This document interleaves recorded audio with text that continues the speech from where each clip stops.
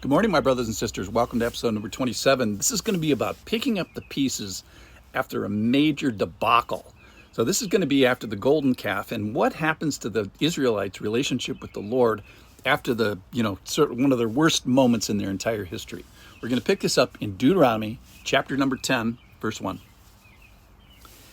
At that time, the Lord said to me, "Cut for yourself 2 tablets of stone like the first, and come up to me on the mountain, and make an ark of wood."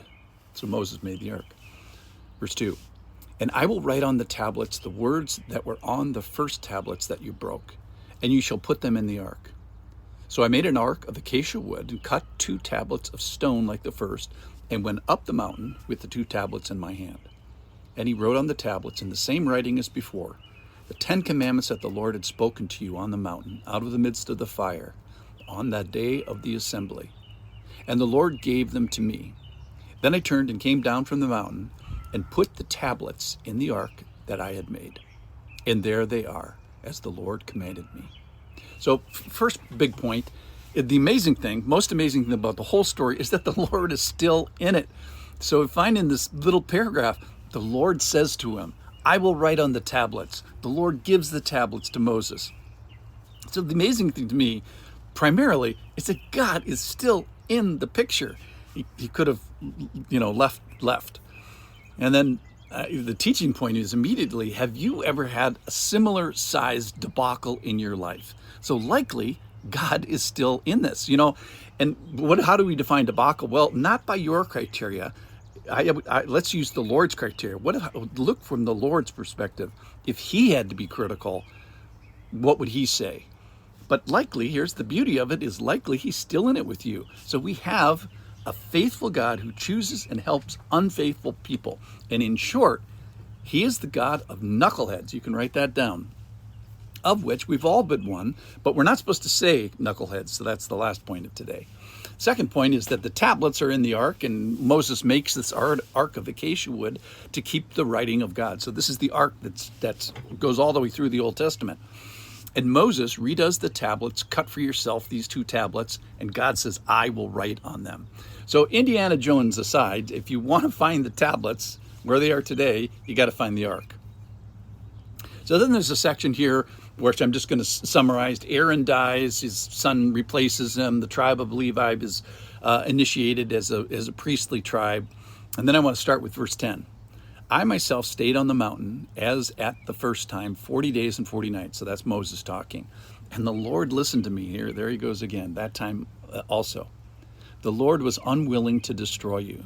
And the Lord said to me, Arise, go on your journey at the head of the people, so that they may go in and possess the land, which I swore to their fathers to give them." So this third point here today is this intercession of Moses. We talked a lot about it yesterday. So as he's up there on the mountain for 40 days and 40 nights, the Lord listens to him. And we find this character of the Lord, that he's still in it, and he refuses to destroy the people, even though that's what they deserve. What does the Israelites deserve? Essentially nothing. So Christianity is enjoying the fruits of a relationship, even though you don't deserve them. That's the sort of the definition of grace. So Moses is called on to go ahead of the people so that they can go in and possess the land.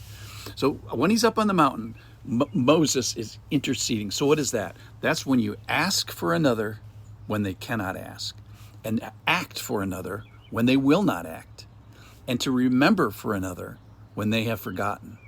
And so they've lost their standing before God, and so this is a person that stands in their stead. All right, the last little part of this passage is verse 12. "And now, Israel, what does the Lord require of you?" And then he's going to list a whole bunch of things. We'll talk about that tomorrow. But the fourth thing is the requirements of the Lord. So what does the Lord require of you? So think about this. This is the big point. That you're not supposed to stay as a knucklehead.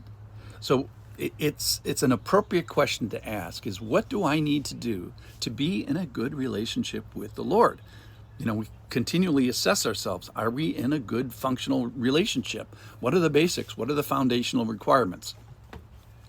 So the principle of the spiritual life with God is a motion. It's moving on. It's going from some place and moving to another place. Now, to have that happen, something is going to be required of you.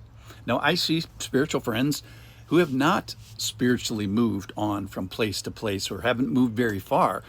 And just let's talk about at least one reason for that, which is either just frank disobedience for what the requirements are, or discarding the requirements for what the requirements are. But mostly what I see is just devaluing the requirements of something that God has already told them. So the primary requirement of the Lord is to do what he has already told you.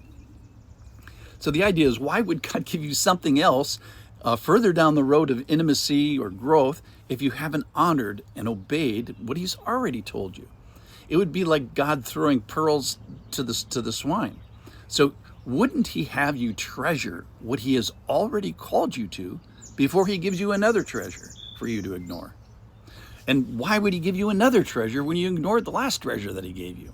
So it would be like a 5-year-old expecting another race car toy when he destroyed the last one that you gave him.